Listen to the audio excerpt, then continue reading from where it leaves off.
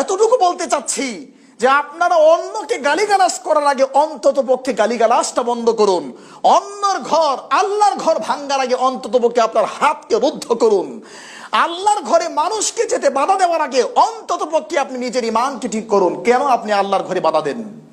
আপনি কি সেই আয়াতটি পড়েন নাই? কোরআনুল কারীমের 1 নম্বর পারা 17 নম্বর পৃষ্ঠা 5 নম্বর লাইন, ওমান আসলামু মিম্মান মানা মাসাজিদ আল্লাহ।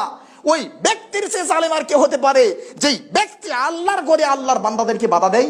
আয়াতের তাফসীর খুলেন, ইবনে কাসির খণ্ড 1 মূল ভলিউম খুলেন।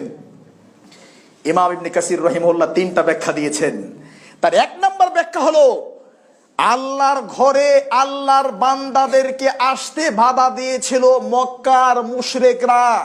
6ষ্ঠ হিজরিতে বিশ্বনবী মুহাম্মদ সাল্লাল্লাহু আলাইহি সাল্লাম যখন উমরা করার জন্য আসছিলেন, আর প্রতিমধ্যে রাস্তা থেকে মুহাম্মদ সাল্লাল্লাহু আলাইহি সাল্লাম এবং সাহাবীদেরকে কারা সরিয়ে দিয়েছিল? মক্কার কাফের মুশরিকরা সরিয়ে দিয়েছিল। তাহলে আল্লাহর ঘরে বাধা দেওয়ার নীতি তো মক্কার কাফের মুশরিকদের, এটা মুসলমানদের হলো কি করে? আজও পর্যন্ত আল্লাহর ঘর বাইতুল মাকদিস, ইসরায়েলের বাইতুল মাকদিস, সেটা কারা সেখানে বাধা দিচ্ছে? ইহুদি এবং খ্রিস্টানরা, তারা সেখানে বাধা দিচ্ছে। তাহলে আল্লাহর ঘরে আল্লাহর বান্দাদেরকে আসতে বাধা দেওয়ার নীতি হলো ইহুদি খ্রিস্টানদের নীতি। এই নীতি মুসলমানদের কাছে ঢুকলো কি করে?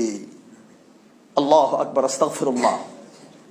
এই জন্য আমি আশ্চর্য হয়ে মাঝে মধ্যে বলি যে শয়তান বড় খুশি হয়, শয়তান হতভম্ব হয় যে আরে তো আমার শয়তানিকে পরাজিত করেছে। ইহুদি পর্যন্ত মাঝে মধ্যে হতভম্ব হয় যে মসজিদ ভাঙ্গার নীতি তো আমার, মুসলমান তুমি নিলা, তা আমার দায়িত্ব তুমি করছো, আমি ঘুমাই, ঠিক আছে করো ভালো কাজ করছো।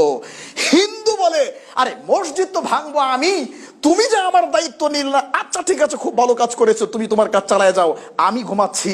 বৌদ্ধ বলে মসজিদ ভাঙ্গার নীতি আমার, খ্রিস্টান বলে মসজিদ ভাঙ্গার নীতি আমার, ইহুদি বলে মসজিদ ভাঙ্গার নীতি আমার, খ্রিস্টান বলে মসজিদ ভাঙ্গার নীতি আমার। তো এরা তো সবাই খুশি, আর এদের সবার লিডার ইবলিস তো মহা খুশি যে আরে এরা তো আমার শয়তানিকে পরাজিত করেছে, এরা আল্লাহর ঘর ভাঙ্গে, এরা মুসলমানের গায়ে হাত দেয়। নাউজুবিল্লাহ, আস্তাগফিরুল্লাহ।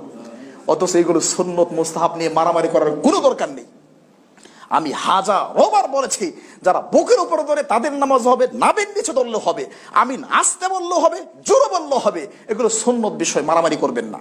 তবে উত্তম অনুত্তমের প্রশ্ন আছে, নেকি কম বেশির প্রশ্ন আছে, এটা আমরা বলেছি। কিন্তু আমরা কারো মসজিদে আঘাত করতে চাই না। আমরা আল্লাহকে ভয় করি, আমরা মনে করি এটা আল্লাহর ঘর।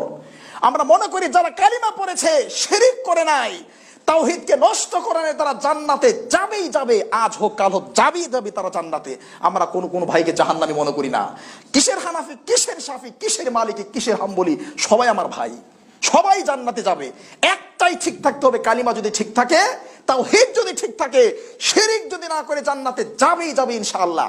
আর নাভির নিচে বললো আর উপরে বললো, আস্তে বললো জোরে বললো, আমিন, এগুলো নিয়ে কোনো কিছু হবে না।